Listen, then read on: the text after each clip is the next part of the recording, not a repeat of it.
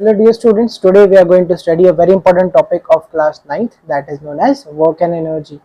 And let us start with the basics first. Okay, so here are the contents that you are going to study in our today's chapter. So the first content is the basics. Okay, so we are going to start with the very basic terminologies that you are going to use in this chapter repeatedly. So we are going to see work and its units, then the relationship between the joule and erg, which are the unit of work and energy both.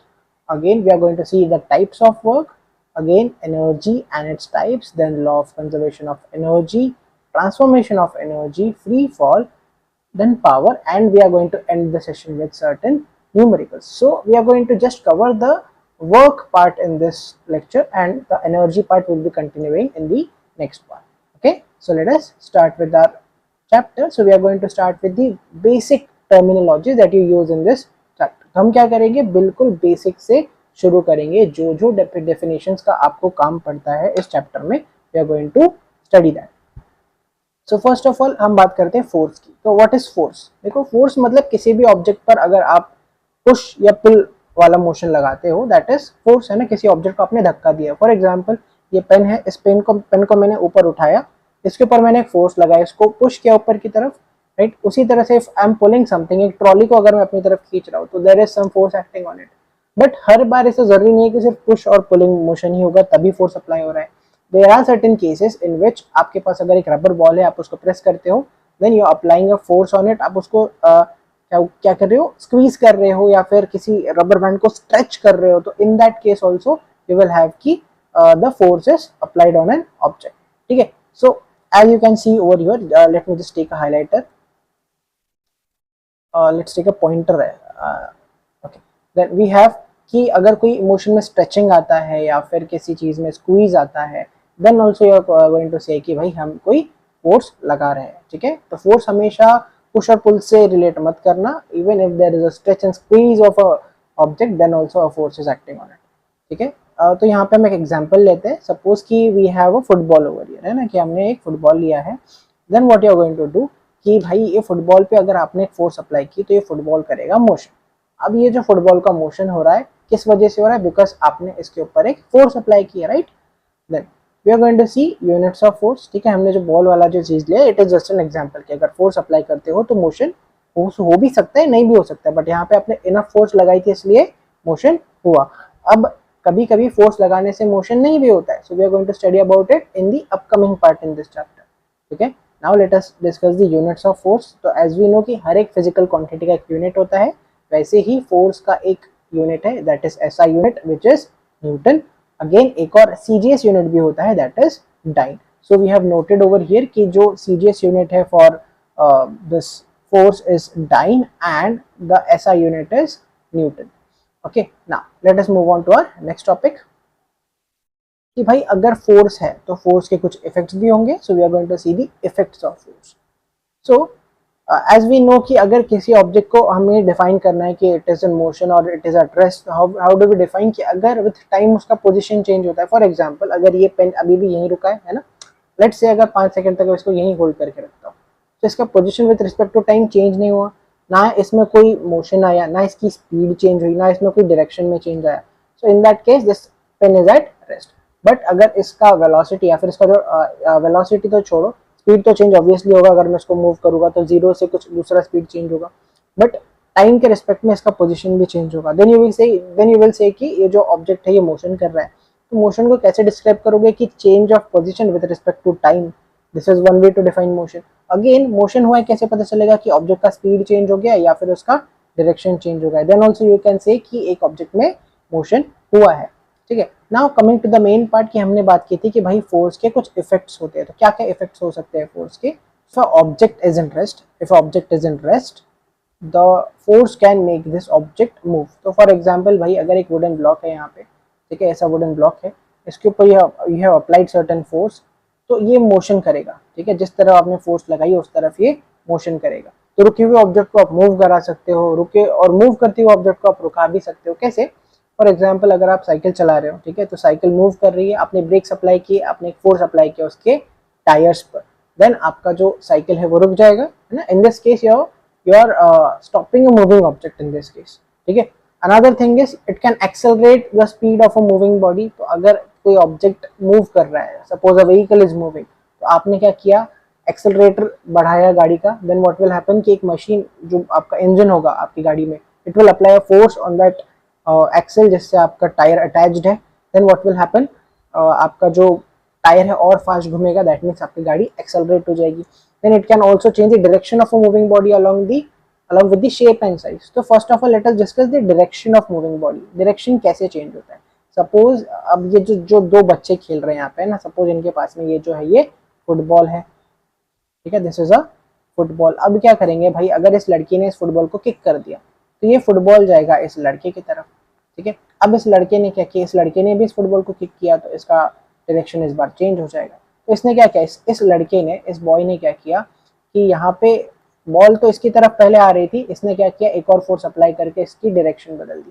So an applied force can change the direction of an object. Again we are seeing कि किसी object का shape और size भी change कर सकते हो। कैसे करोगे? आपने क्ले सुना है, क्ले आर्टिकल्स होते हैं ना, छोटे बच्चे क्ले से बहुत खेलते हैं, आजकल एक्टिविटीज कराई जाती है छोटे बच्चों से। सो क्ले के आर्टिकल्स बनाते हैं, उसी क्ले को आप फिर से तोड़ मड़ोड़ के और कुछ नया बना सकते हो। तो आप क्या कर रहे हो, फोर्स अप्लाई कर रहे हो, देन उसका शेप चेंज हो जा रहा है ना। क्ले मतलब आप कह सकते हैं लाइक मिट्टी की तरह होता है, ठीक है, बट आर्टिफिशियल क्ले आजकल थोड़ा बहुत ज़्यादा अच्छा खासा आने लगा है, मतलब उसका स्मेल भी बहुत सही होता है अगर आपने कभी देखा होगा तो, ठीक है। So let us move to our next topic.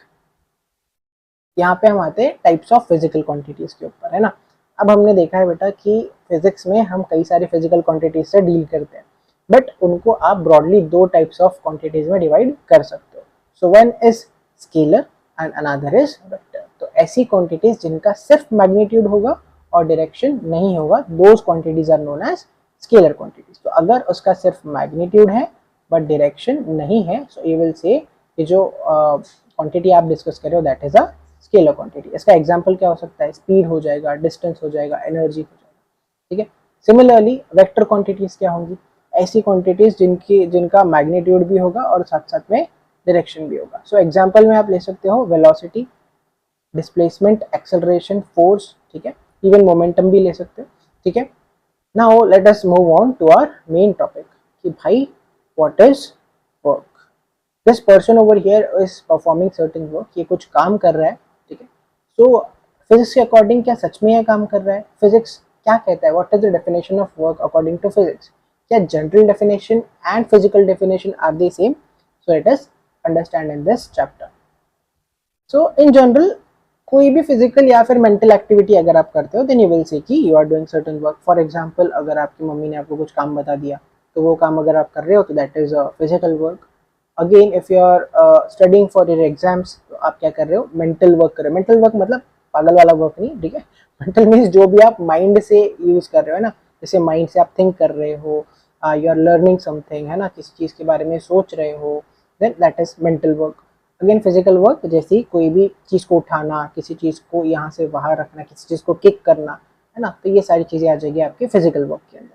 So in general मतलब in daily life you can say कि भाई अगर आपने कोई भी फिजिकल वर्क किया, कोई भी मेंटल वर्क किया, that means you are doing certain work. But according to physics अगर आप सिर्फ फिजिकल वर्क कर रहे हो then only you are doing work. Mental work को फिजिक्स वर्क नहीं मानता। what does this mean? So first thing is कि फिजिक्स के अकॉर्डिंग वर्क कब होता है कि जब आपने फोर्स अप्लाई की भाई और उस फोर्स की वजह से डिस्प्लेसमेंट हो गई, ठीक है। तो सपोज अगर यहाँ पे एक वुडन ब्लॉक है, इसके ऊपर फोर्स लगाया और ये मूव कर गया, फोर्स लगाया और ये मूव कर गया, तो इन दिस केस कि आपका जो वर्क है वो हुआ है, आपने कुछ काम किया है। बट इसी केस में अगर मैं एग्जांपल लूँ कि भाई एक बहुत बड़ी दीवार है, अब इस बड़ी सी दीवार को एक छोटा सा आदमी धक्का दे रहा है, तो ये धक्का देने से कुछ होने तो वाला है नहीं, है ना, इसने फोर्स अप्लाई कर दिया, इसने यहाँ से फोर्स अप्लाई कर दिया, बट ये दीवार मूव होगी क्या? नहीं होगी ऑब्वियसली, क्योंकि बहुत ज्यादा भारी है। सो फोर्स अप्लाई किया बट इस केस में डिस्प्लेसमेंट जीरो है ना। नोट दैट कि यहाँ पे जो F लिख रहा हूँ दैट इज फोर्स और यहाँ पे मैं जो S लिख रहा हूँ दिस S इज डिस्प्लेसमेंट, ठीक है। तो इस भारी सी वॉल को ये बंदा धक्का नहीं दे पाएगा। सो इस केस में the work done will be zero, क्योंकि according to the definition of physics, according to the definition of work in physics, you say कि work is done when a force is applied on a body and it displaces due to the applied force, है ना। that means कि अगर force लगाया तो displacement होना चाहिए तभी वर्क होगा, वरना नहीं होगा, ठीक है। तो इस केस में भाई इस बंदे ने बहुत जोरों शोरों से ताकत लगाई है उस वॉल के ऊपर, बट डिस्प्लेसमेंट नहीं हुआ है। सो इन दिस केस आप बोलोगे कि वर्क डन इज 0। ठीक है ना, इस इनको थोड़ा सा मिटा देते हैं। नाउ मूविंग फॉरवर्ड, अब यहाँ पे हमने एक ब्लॉक लिया है अगेन, अगर मैं इसके ऊपर एक फोर्स लगाता हूँ F, so this block would be moving. अगर इसने कुछ डिस्प्लेसमेंट ट्रैवल किया, जैसे कि आपने देखा एनिमेशन में उसने डिस्प्लेसमेंट ट्रैवल किया है, और डिस्प्लेसमेंट को हम बोल देंगे S। अगर डिस्प्लेसमेंट हुआ है देन यू विल से कि work is done, and work done is given by force into displacement.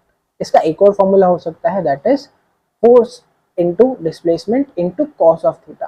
ठीक है, work done is also given by force into displacement into cos of theta. ठीक है, अब ये कॉस क्या चीज है, थीटा क्या चीज है, we are going to see in the upcoming part.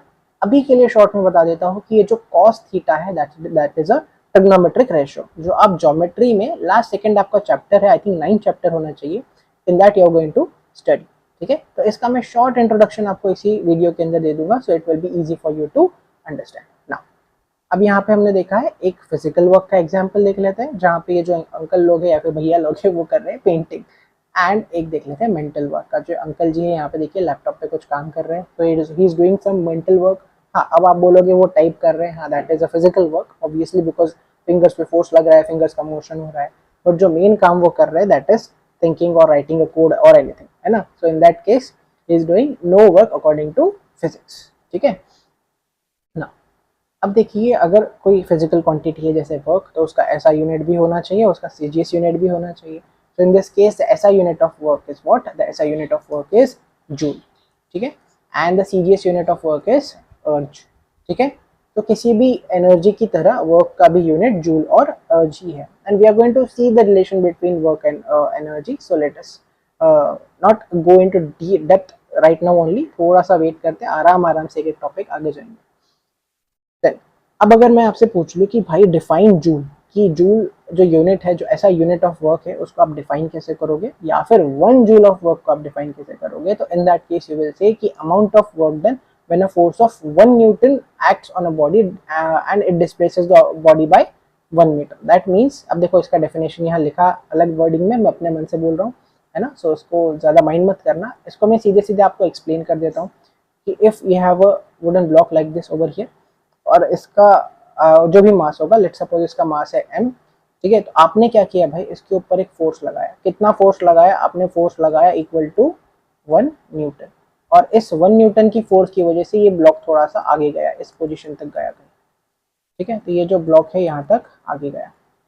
अब इसका जो डिस्प्लेसमेंट था इस केस में, मतलब कितना ये मूव किया, that was 1 metre. So in this case I will say कि जो वर्क डन है यहाँ पे, it was of 1 joule.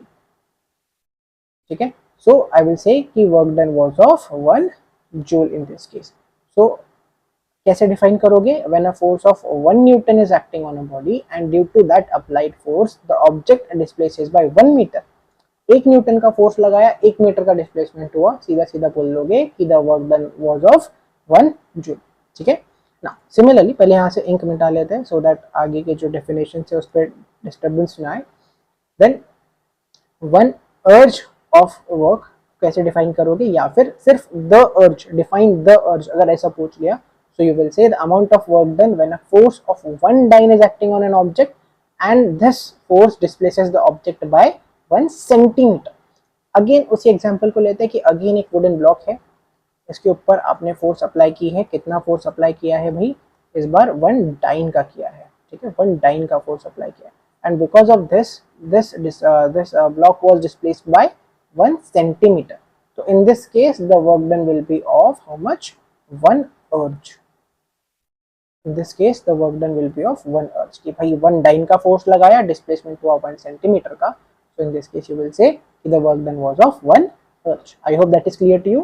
now removing the ink again so that आगे की definition disturb ना हो। ठीक है, now we are going to see the relationship between joule and erg. अभी देखिए कि 2 यूनिट्स हैं, ठीक है, so one is joule and one is erg. आपको इन दोनों के बीच में रिलेशन निकालना है। नाउ यू नो कि भाई जो वर्क डन है, work done is given by how, force into displacement. Force and displacement से दिया जाता है, फोर्स इनटू डिस्प्लेसमेंट दोनों का प्रोडक्ट होता है। नाउ अगर मैं पहले इसको SI यूनिट्स में लिखो कि अगर 1 जूल ऑफ वर्क की बात करो सिर्फ, तो 1 जूल ऑफ वर्क मीन्स क्या होगा, 1 न्यूटन का फोर्स लगाया और 1 मीटर का डिस्प्लेसमेंट हुआ। ठीक है, now I want to convert this joule into erg, तो मैं क्या करूंगा, इसके जो SI यूनिट्स है फोर्स और डिस्प्लेसमेंट के, उसको CGS में कन्वर्ट करूंगा। तो 1 newton is equal to 10 to the power 5 dyne, we know this. ठीक है, हमने फर्स्ट चैप्टर में देखा है ये conversion. Now we also know कि 1 मीटर मतलब होता है 100 सेंटीमीटर, इसी को मैं 10 टू द पावर 2 सेंटीमीटर लिख सकता हूँ, बिकॉज 10 टू द पावर 2 मतलब ही 100 होता है। नाउ क्या होगा, अगर बेस सेम है तो पावर्स ऐड होती है, that means 10 to the power 7 erg आ जाएगा यहाँ पे, because dyne into centimetre is erg. इसलिए देखो यहाँ पे आप देख सकते हो डाइन इंटू सेंटीमीटर लिखा है, तो dyne centimetre is nothing but अर्ज होता है। तो यहाँ पे हमने 10 टू द पावर 7 अर्ज कर दिया। सो this is the relationship between joule and अर्ज। हो सकता है 2 मार्क्स के लिए पूछ ले कभी एग्जाम में कि find the relationship between joule and erg. Okay, now we are going to see types of work done. So अभी तक हमने देखा कि वर्क डन क्या होता है। वर्क हुआ कब बोलोगे, जब एक ऑब्जेक्ट के ऊपर फोर्स लगेगा एंड उस फोर्स की वजह से ऑब्जेक्ट डिस्प्लेस होगा। Now there should be 3 types of works here. ठीक है, तो यहाँ पे 3 टाइप्स ऑफ वर्क्स कौन से होंगे, एक होगा आपका पॉजिटिव वर्क, एक होगा नेगेटिव वर्क और एक होगा zero work. So let us study in detail about each type of work.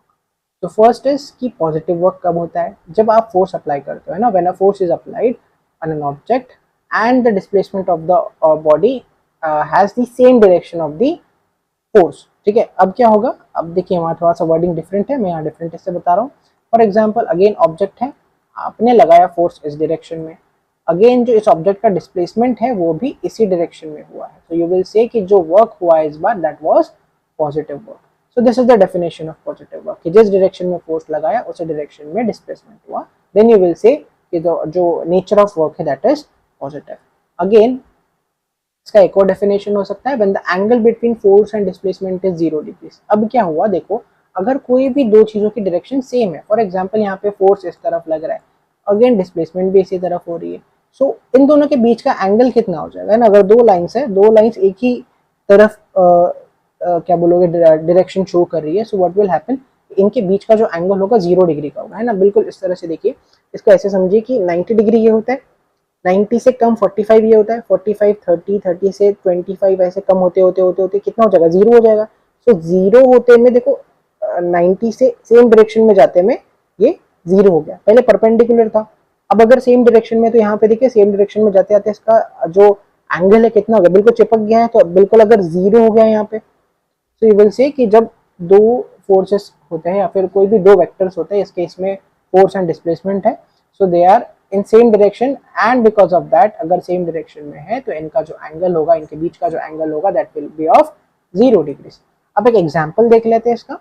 Example क्या हो जाएगा, अगर एक वर्कर है भाई, एक वर्कर किसी सीढ़ी पे चढ़ रहा होगा, ऐसी सीढ़ी है, इसके ऊपर वर्कर चढ़ रहा है, इसके सर पे कुछ लोड रखा हुआ है आपने, तो ये ऊपर की तरफ फोर्स लगा रहा है और ये जो लोड है वो भी ऊपर की तरफ ही जा रहा है with the worker. So in this case जो फोर्स का डायरेक्शन था it is the same as the direction of displacement. तो फोर्स और डिस्प्लेसमेंट दोनों एक ही डायरेक्शन में हो गए। So in this case you will say कि the work done is of positive nature. ठीक है, now let us move to the second type of work done, that is negative work. Negative work मतलब क्या होगा, जब opposite direction हो जाएगी। In short आप बोल सकते हो कि अगर फोर्स इधर लगाया और डिस्प्लेसमेंट इधर हो गई, so in this case you will say कि जो वर्क डन है वो नेगेटिव है। अगेन अगर दो लाइंस अपोजिट है एक दूसरे के, तो इनके बीच का एंगल हो जाएगा 180 डिग्री का। सो जो इसका दूसरा डेफिनेशन बनेगा वो हो जाएगा कि when the angle between force and displacement is of 180 degree. इसका एग्जांपल एक बोल सकते हो कि जब आप साइकिल चला रहे हो, साइकिल चलाते समय साइकिल जा रही है सामने की तरफ और आपने लगा दिया ब्रेक, ब्रेक लगाने से साइकिल के टायर पे पीछे की तरफ एक फोर्स लगेगा। ठीक है, दैट मीन्स साइकिल जा रही है सामने, दैट मीन्स डिस्प्लेसमेंट सामने की तरफ है, आपने फोर्स लगाया पीछे की तरफ, बट फिर भी साइकिल कुछ देर के लिए सामने ही जाती रहेगी क्योंकि एकदम से तो रुकने नहीं वाली है, राइट। तो क्या होगा, डिस्प्लेसमेंट इस तरफ है, फोर्स आपने इस तरफ लगाई है, so they are having the angle of 180 degree in between them, या फिर आप इन शॉर्ट बोल सकते हैं direction is opposite. So in that case the work done will be negative. Again हम बात करते हैं जीरो वर्क की। ठीक है, यहाँ से इंक हटा देते हैं। So we are going to talk about zero work. तो जब इन दोनों के बीच का एंगल कितना होगा, 90 डिग्री का होगा। इन दोनों के बीच का फोर्स और डिस्प्लेसमेंट के बीच का जो एंगल होगा वो हो जाएगा 90 डिग्री का। इन that case you will say कि वर्क डन इज 0, और देखो इसकी 3 डेफिनेशंस हो जाएगी, ठीक है। इन शॉर्ट ये डेफिनेशंस अगर आप रट्टा नहीं मारना चाहते तो आई विल एक्सप्लेन कि कैसे कर सकते हो। यहाँ पे देखिए यू नो कि जो वर्क डन है, वर्क डन का फॉर्मूला होता है F S cos theta. So if work done needs to be 0, अगर ये वर्क डन आपको 0 चाहिए, दैट मीन्स ये जो 3 टर्म्स है यहाँ पे, एक हो गई फोर्स, एक हो गया डिस्प्लेसमेंट, एक हो गया कॉस ऑफ थीटा, ये टर्म्स में से कोई भी एक अगर 0 हो जाए, ये 0 हो जाए या फिर डिस्प्लेसमेंट 0 हो जाए या फिर कॉस थीटा 0 हो जाए, तो your work done will be 0। एक एक को 0 करते हैं। सो फर्स्ट डेफिनेशन क्या हो जाएगा कि when a force of 0 newton is applied, या फिर when there is no force acting on a body, in that case work done will be 0।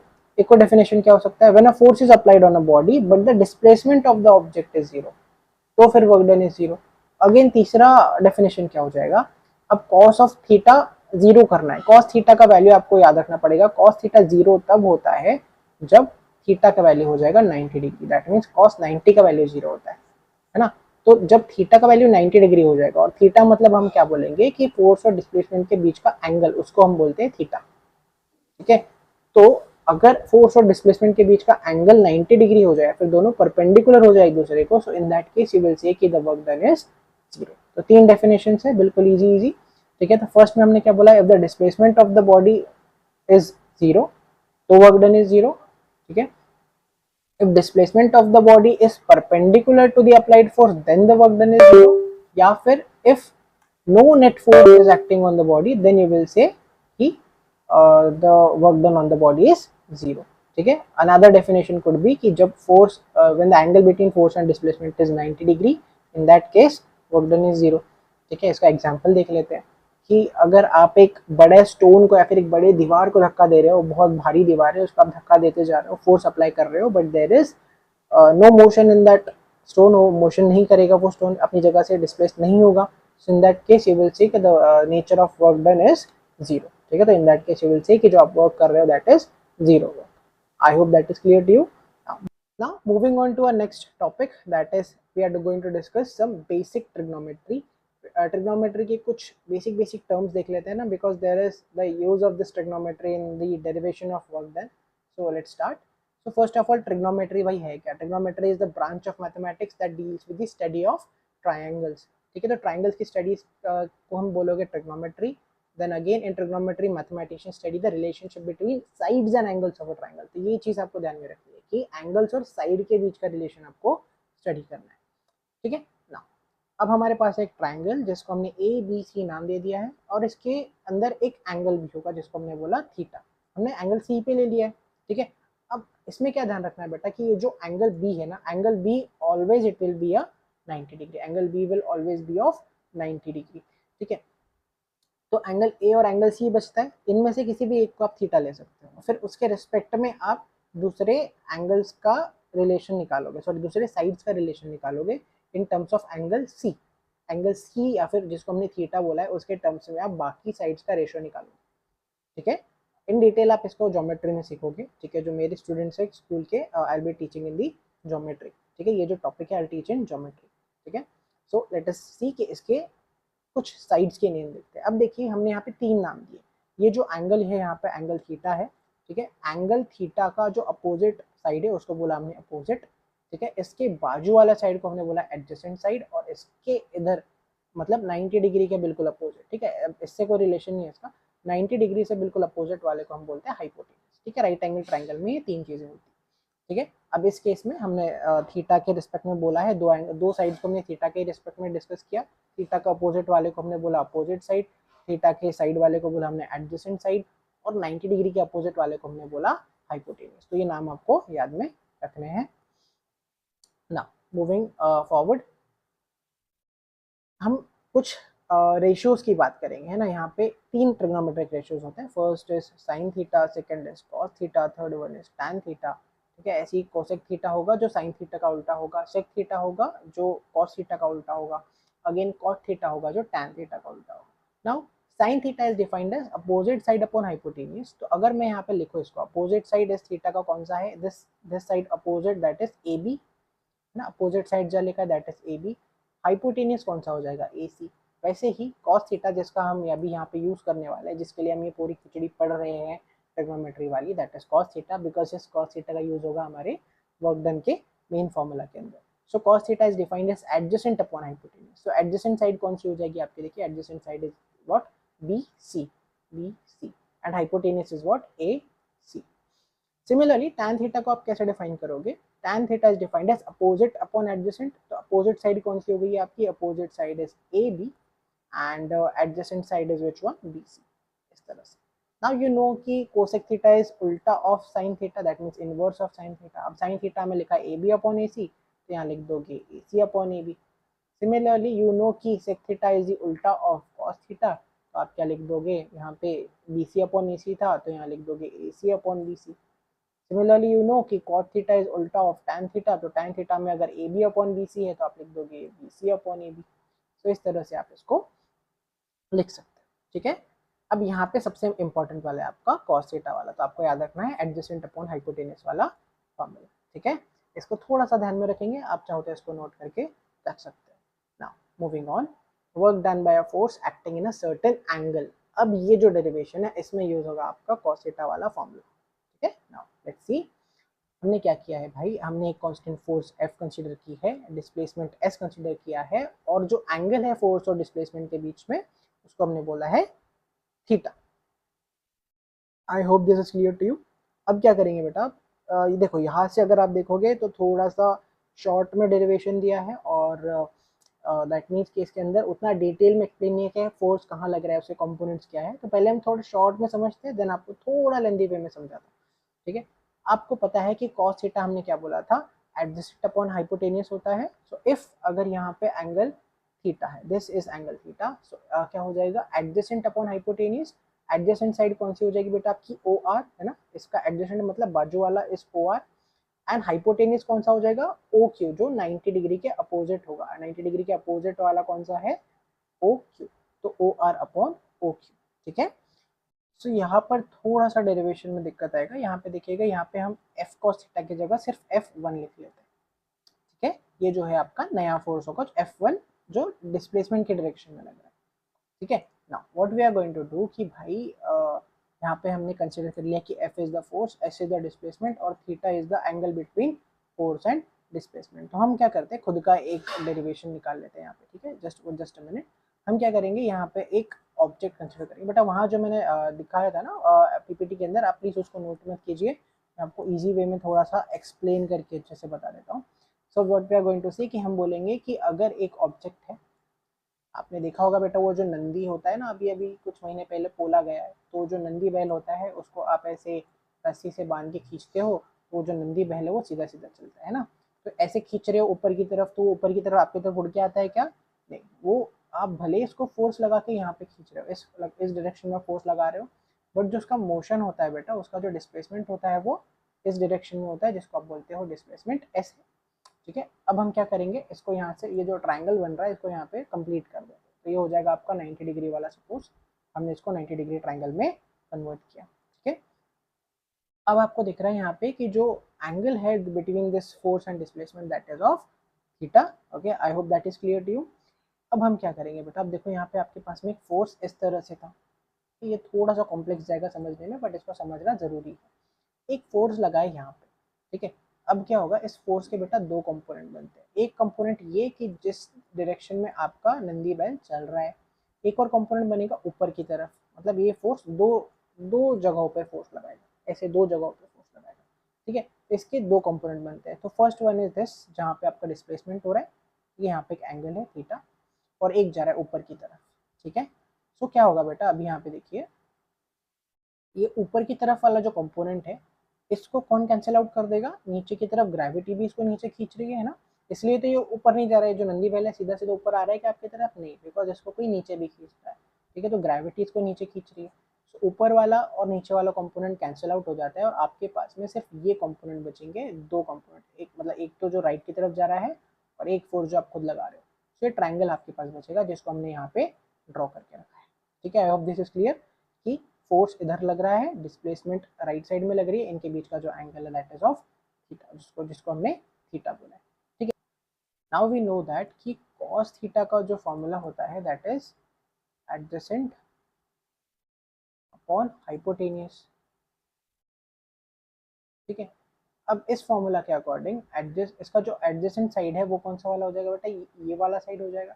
अगर मैं इसको नाम दे दूँ ओ ए बी ऐसे, ठीक है, तो ये हो जाएगा ओ बी और ये हो जाएगा हाइपोटेनियस की जगह हम लिख सकते हैं एफ।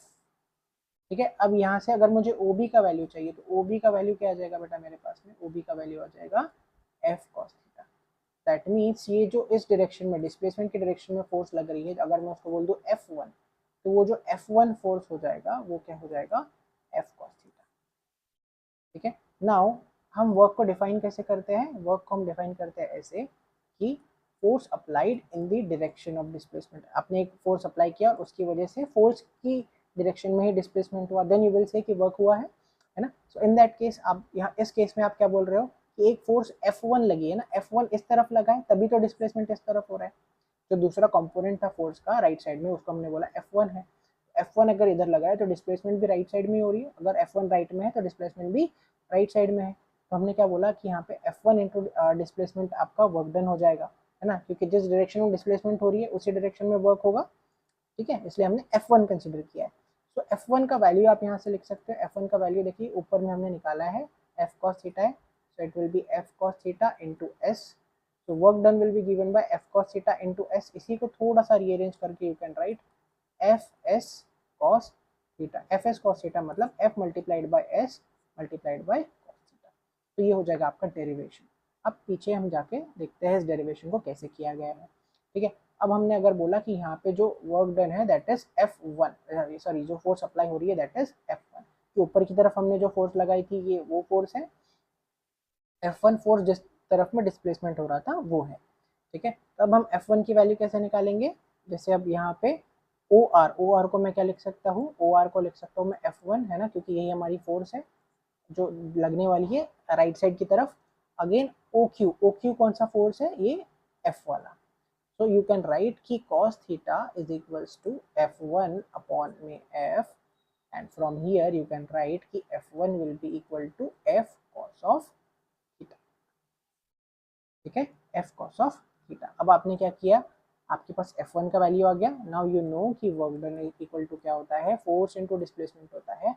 अब राइट साइड में F1 फोर्स लग रही है और डिस्प्लेसमेंट S का है तो हमने S लिखा, एंड हमने सपोज किया कि ये जो ऑब्जेक्ट है S डिस्प्लेसमेंट आगे गया है, तो F1 का वैल्यू लिख देंगे F cos theta into S लिख देंगे, तो हो जाएगा F S cos of theta। So work done is given by F S cos of theta। ठीक है, I hope this is clear to you। We are going to see certain values of force in different cases of angles। अब हमने देखा है कि work done का जो formula है that is F into S into cos theta. अब यहाँ पे जो ये कॉस थीटा वाला वैल्यू है इसका इंपॉर्टेंस है। अब अगर यहाँ पे जो थीटा है, थीटा मतलब एंगल है, अगर थीटा का वैल्यू 0 है, थीटा का वैल्यू 90 है और थीटा का वैल्यू अगर 180 है, तब क्या क्या वैल्यूज में चेंजेस होती है ये आपको देखना है। बिकॉज जब थीटा का वैल्यू 0 होता है दैट इन दिस केस आपका जो work done it will B positive. Theta का वैल्यू 90 होता है तो इन this case the work done is negative. Theta का वैल्यू जो 180 होता है तो वर्क डन इज सॉरी 90 होता है तो 0 होता है और 180 होता है तो नेगेटिव होता है। ठीक है, आई होप मैंने सही बोला था। ठीक है, तो जब 0 डिग्री होगा, ठीक है, तो cos थीटा का वैल्यू आप जब ट्रिग्नोमेट्री का टेबल देखोगे तो उसमें आपको दिखेगा कि cos थीटा का वैल्यू एट एंगल 0 इज 1। ठीक है, जब थीटा इज इक्वल टू 0 होता है तब cos थीटा का वैल्यू 1 हो जाता है। ठीक है, तो इस केस में अगर मैं लिखूंगा work done is equal to F into S into cos theta, तो फोर्स इंटू एस ये तो सेम रहेगा, लेकिन cos थीटा का वैल्यू यहाँ से देखिए 1 हो गया है, सो एफ इंटू एस इंटू 1 कितना हो जाएगा एफ एस। ठीक है, सिमिलरली इस केस में अगर 90 डिग्री का एंगल लेते हैं तो cos 90 का वैल्यू कितना हो जाता है 0। तो यहाँ पे again f into S into 0 हो जाएगा, तो इस बार में आंसर आ जाएगा आपका 0। सिमिलरली यहाँ पे cos 180 पे इसका जो वैल्यू है हो जाता है -1, तो यहाँ पे थीटा की जगह आ जाएगा -1, तो f इंटू एस इंटू -1 कितना हो जाएगा -1 हो जाएगा। इसलिए जो आपका sorry f into S into -1 will be minus of F. So work done will be minus of Fs in this case because -1 से multiplication है। ठीक है, I hope this is clear। So when the angle between force and displacement is 0 तब positive work होगा, when angle between force and displacement is 90 degree तब 0 work होगा, and the angle between force and displacement is 180 degree, in that case it will be negative work. ठीक है, I hope this is clear. यहाँ पे statement form में भी इसको लिख के यहाँ पे रखा गया है। ठीक है, अब एक ट्रिक शॉर्ट में बता देता हूँ कि कौन से एंगल पे कितना वैल्यू होगा कॉस थीटा का, साइन थीटा का। एक शॉर्ट सा ट्रिक देख लेते हैं।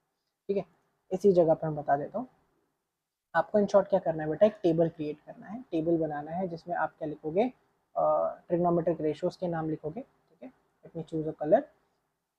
So we will write trigonometric ratios and यहाँ लिख देंगे हम एंगल्स। तो यहाँ पे लिख देते हैं हम 0 degree, 30 degree, 45 degree, 60 degree and 90 degree. ठीक है, एंड यहाँ लिख देते हैं sine theta, cos theta and tan theta. ठीक है, अब बाकी के आप लिख सकते हो नीचे में। साइन का उल्टा कोसेक होता है, ठीक है, कॉस का उल्टा सेक होता है और टैन का उल्टा कॉट होता है। तो उसके लिए मैं अलग से किसी दिन एक वीडियो बना दूंगा। जब हम ज्योमेट्री डिस्कस करेंगे तब I will make the videos. ठीक है, और we have a teacher for geometry also, so I will ask if that teacher is interested, so he will post videos according to that. Then you will be able to understand कि भाई trigonometric table कैसे बनाना है, अलग अलग angles की values कैसे याद रखनी है। सो लेट अस सी इसका ट्रिक क्या होगा। क्या करना है आपको, सिंपली 0 से 4 तक लिखना है। यहाँ तक 1 0 1 2 3 4, सबको 4 से डिवाइड करना है। इसको 4 से, इसको 4 से, इसको 4 से, सबको 4 से डिवाइड किया और सबके अंदर लगा दिया रूट। सबके अंदर लगा दिया रूट रूट रूट रूट, इतना सारा रूट है ना। तो 0/4 इज 0 और उसका रूट क्या हो जाएगा 0। 1/4 का रूट निकालना है, 1 का रूट तो 1 हो जाएगा और 4 का रूट क्या होता है, 4 का स्क्वायर रूट इज 2। वैसे ही यहाँ पे 2 और 4 लिखा है तो 2 और 4 को कट कर सकते हो। 2 1 जा 2 एंड 2 2 जा 4, तो ये आ जाएगा अंडर रूट ऑफ 1/2। 1 का रूट इज 1 और 2 का रूट इज √2। अगेन यहाँ पे देखिए 3 है, 3 और नीचे में 4 है, 3/4 है। अब 3 का रूट परफेक्ट नहीं निकलता है तो इसको √3 ही रहने देंगे और 4 का रूट हो जाएगा 2, इसलिए हमने क्या लिखा √3/2। अगेन 4/4 है, 4/4, 4 डिवाइडेड बाई 4 इज 1, 4 1 जा 4 होता है इसलिए, तो 1 का रूट आ जाएगा 1। ठीक है, तो आपके पास देखिए 0 से लेकर 90 तक साइन की सारी वैल्यूज आ गई। साइन 0 का वैल्यू 0 हो जाएगा, साइन 30 का वैल्यू 1/2 हो जाएगा, साइन 45 का वैल्यू 1/√2 हो जाएगा, साइन 60 का वैल्यू √3/2 हो जाएगा और साइन 90 का वैल्यू 1 हो जाएगा। ठीक है, सिमिलरली फॉर कॉस थीटा आप कैसे लिखोगे, यहाँ पे जो लास्ट में लिखा है उसको पहले लिखो और उल्टा चलो। ठीक है, यू हैव यहाँ पे उल्टा लिखो। ठीक है, सो यहाँ पे जैसे -1 लास्ट में था तो 1 पहले लिखो, then write √3/2, then write 1/√2, then write 1/2 and then write 0, तो उल्टा चले। ठीक है, अब 0, अब tan थीटा के लिए इसको डिवाइड करना है, सिंपली 0 को डिवाइड करना है 1 से, तो 0/1 कितना हो जाएगा, 0/1 इज 0। अब दूसरा कैसे, 1/2 डिवाइडेड बाय √3/2, तो ये 2 2 कैंसिल हो जाता है, क्या बच जाएगा 1/√3, ये आ जाएगा 1/√3। सिमिलरली 1/√2 1/√2 डिवाइड करोगे 1 आ जाएगा। ठीक है, यहाँ से डिवाइड करोगे √3 आ जाएगा, यहाँ पे डिवाइड करोगे तो इन्फिनिटी आ जाएगा। इस तरह से you can write the values of sine cos and tan theta for different angles. ठीक है, I hope this is clear to you. We are going to discuss the second part of this chapter in the upcoming videos. So I hope this is clear to you. And अगर आपको कोई भी doubts होते हैं या फिर if you have any suggestions कि how can I improve और how can I teach in a way कि आपको और easily समझे, so you are very free to comment down below and if you have any doubts वो भी आप बता सकते हो regarding any content that you need, you can comment below and इसके साथ साथ I will try to attach the question bank which is very important for your exams. So for the chapter work and energy I will be attaching a question bank below in this video, so be sure to download it and go through it. उसमें सारे questions आपको मिल जाएंगे, सारे possible questions जो आपको exam में पूछे जा सकते हैं, whether it may be choose the correct answers, true और false, scientific reasons, then short answers, long answers and numericals also. ठीक है, तो सारा आपको मटेरियल प्रोवाइड किया जा रहा है, so be sure to download it and read it thoroughly. I hope today's video was interesting, आपको कुछ सीखने के लिए मिला होगा। Thank you for watching till the end, bye bye.